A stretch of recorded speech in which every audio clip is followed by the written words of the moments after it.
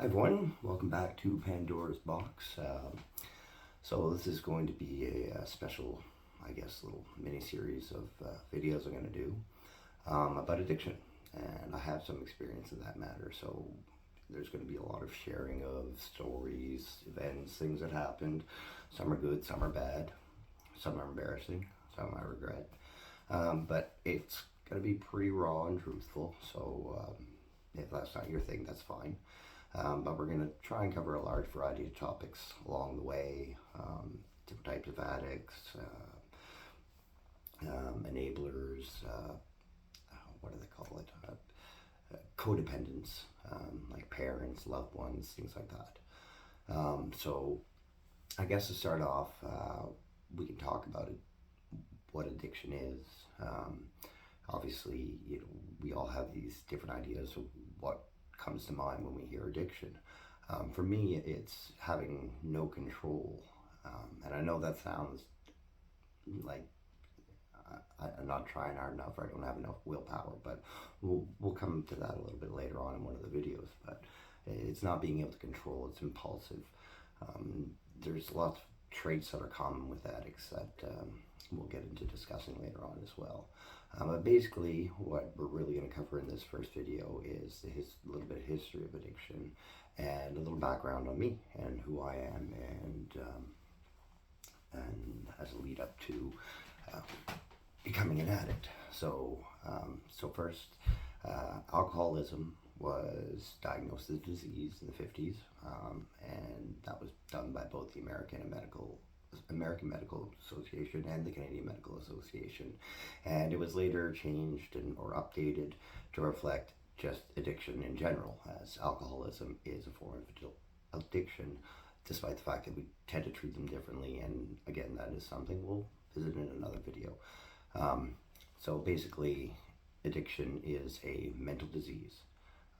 It's something that can be passed on from parents to children. This one always blew my mind, this statistic.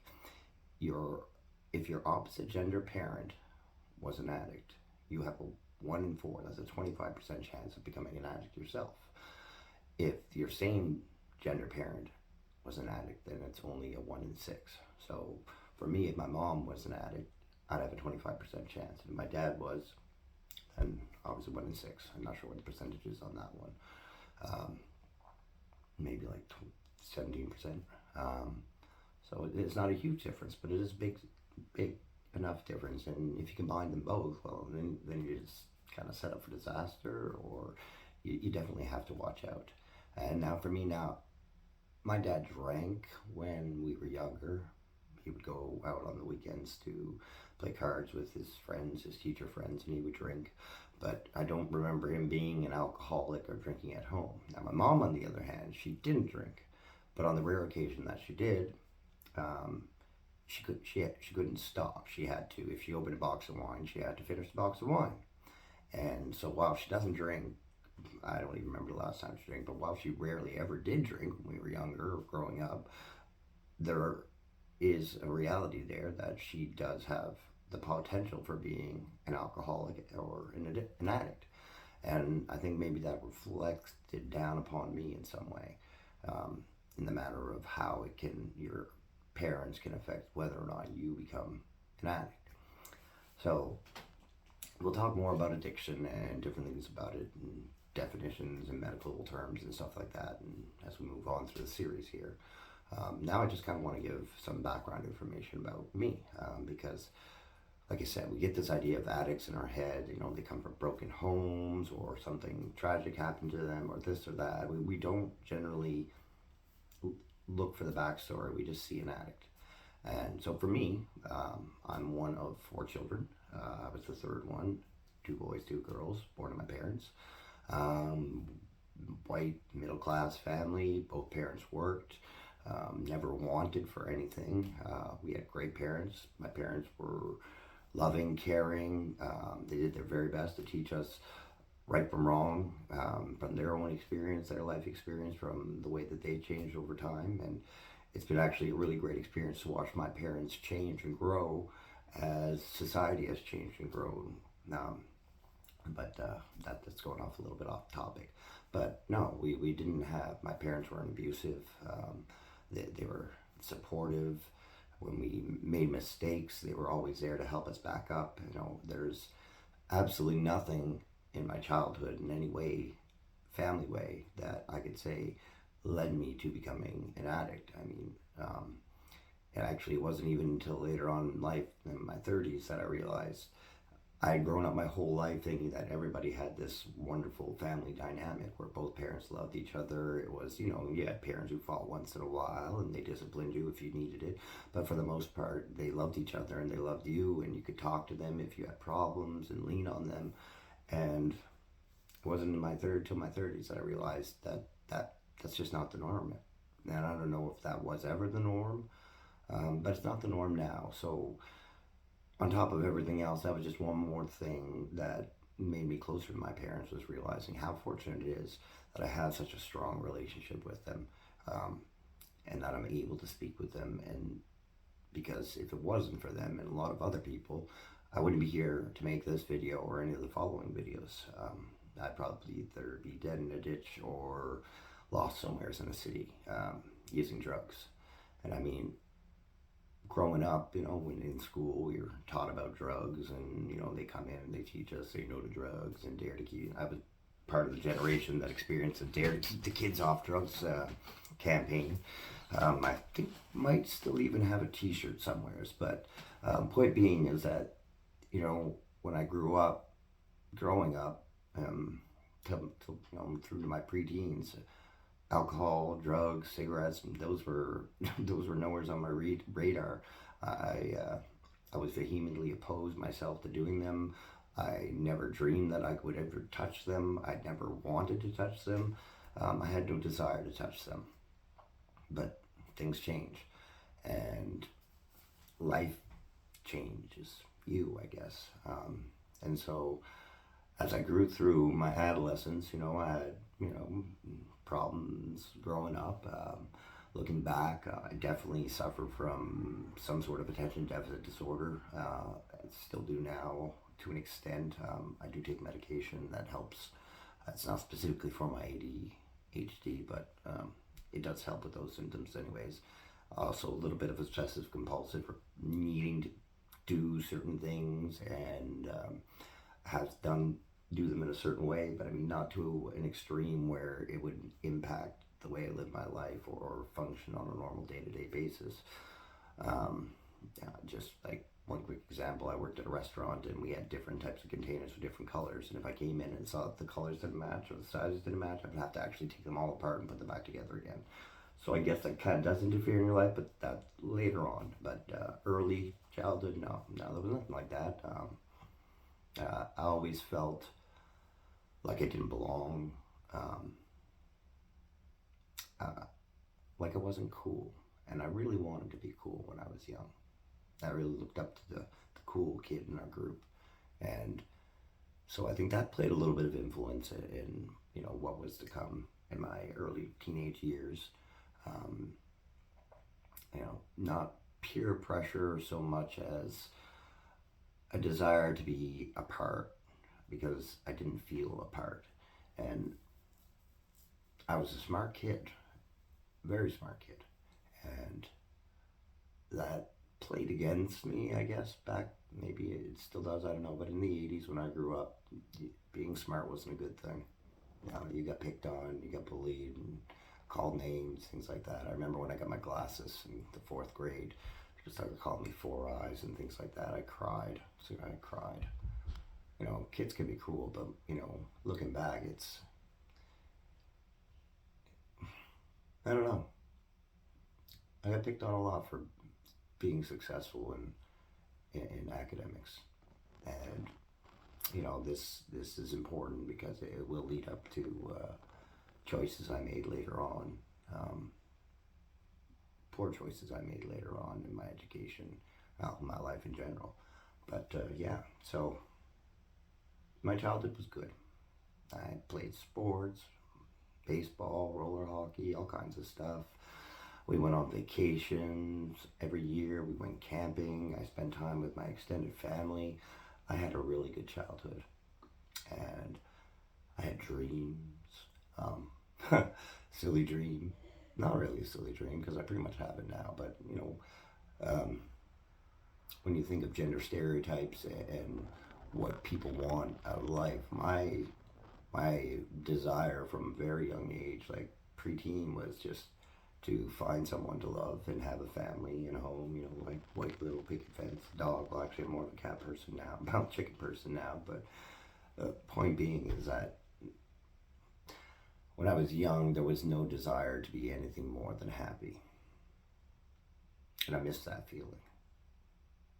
Because I think once it's gone, you can never really get it back. And, something happened. I guess the first of two major catalysts in my life that changed fundamentally who I was and how I viewed the world around me. And we'll address the first one in the next video. But yeah, I just wanted to be happy, and I wanted to be a teacher like my dad. I'm good at teaching, I think. I've been good in leadership roles in the past, work environments, and so I think that kind of goes along that same line, and I do like to help people, and being able to make an impact on someone's life in a positive and long-term way really appealed to me. And like I said, somewhere along the way things changed, and I changed, and the path that I wanted to be on got lost in the rear view. So, just kind of sum up, like I said, good childhood, nothing wrong, no trauma, parents are great, family was great, nothing to complain about, nothing that you could look back upon and say, oh, hey, that I can see why that guy might have ended up a drug addict or an alcoholic. Well, again, same thing. Yeah, even I, after all this time, have a tough time differentiating between the two. But like I said, we will talk about those things. So, in the time being, just know that there's different types of addicts, and I guess I categorize them into three types. You have your high functioning addicts. These people have a substance addiction generally. Addictions come in all forms: shopping, social media, things like that. But generally, we're going to talk about drugs, narcotics, alcohol, things like that. But the idea of addiction applies across many different areas. It's not just limited to drugs or substance abuse in any way. But anyways, so you have your high functioning addicts. These people can somehow manage to keep their jobs, keep their families. They don't lose their houses, they don't lose money, they don't end up homeless, their bank accounts don't run dry. Somehow they manage to find a balance between addict and normal life, because there's a difference between being an addict, being John the addict, and being John. They're two entirely different people, and this is the same for every addict.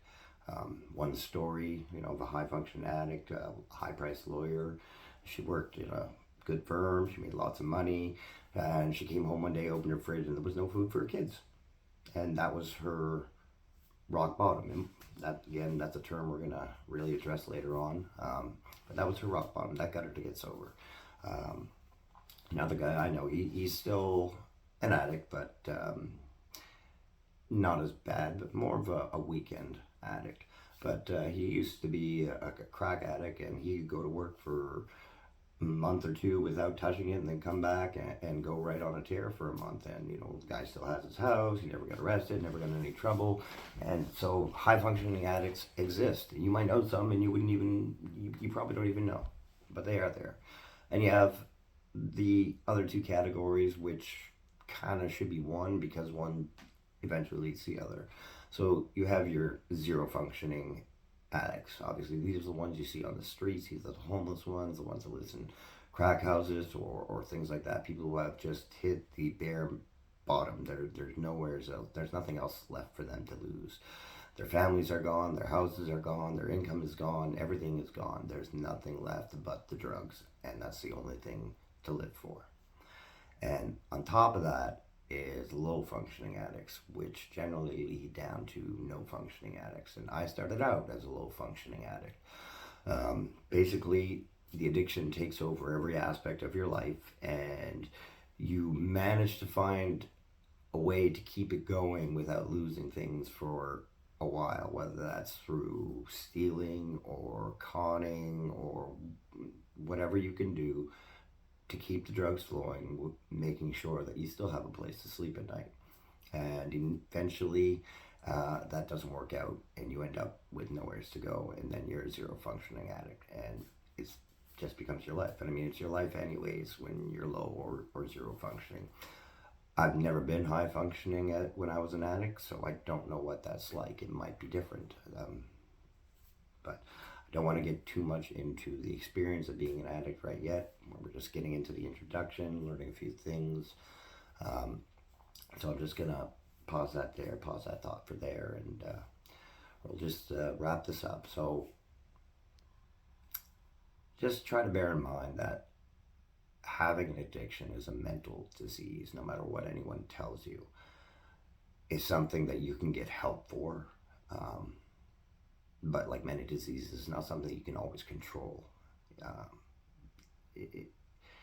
Telling an addict to just get sober is no different than telling someone with Tourette's to stop with the tics. It's not something that you can control, and if you can start to look at it more like that, then maybe you can start to have a little bit more empathy and understanding for the process, for the difficulties and the struggles that it is to be an addict, because it is. There's a lot of guilt, there's a lot of shame. I'll talk about some of my own later on. But just remember that these people are human beings, and they are sick. I am sick, and I live with that sickness every day. And every day that I wake up, I have to make a decision to remain sober and not let that sickness win. And for the past 15 years, I've been mostly successful at it. I've been 15 years sober off crack cocaine, haven't touched it in 15 years. I had a drinking relapse for a few years in my 30s. We'll talk about that. But anyways, I'm getting way too far ahead of myself. There's just so much to tell, and I really want to try and get some order to these videos so you don't get lost along the way. But anyways, so in the next video, we are going to look at an event that occurred when I was in high school that really shook the foundations of me as a person. And it might sound silly when you hear it, but it really affected me in a way that I can't begin to explain here now. So thank you for joining me on this journey of education, experience, exploration, knowledge, whatever you want to call it. Maybe just watching it to laugh at me, or maybe you have a genuine interest. But just remember that these people are suffering too, and they're hurting you, and they're hurting the ones they love, and they know that. And we will talk about how you, as a codependent, can help in a complete separate video, probably near the end. But just want to thank everyone for tuning in. Please like and subscribe for more updates on this series, as well as other videos that I'll be uploading in the future. Thanks for tuning in. Cheers.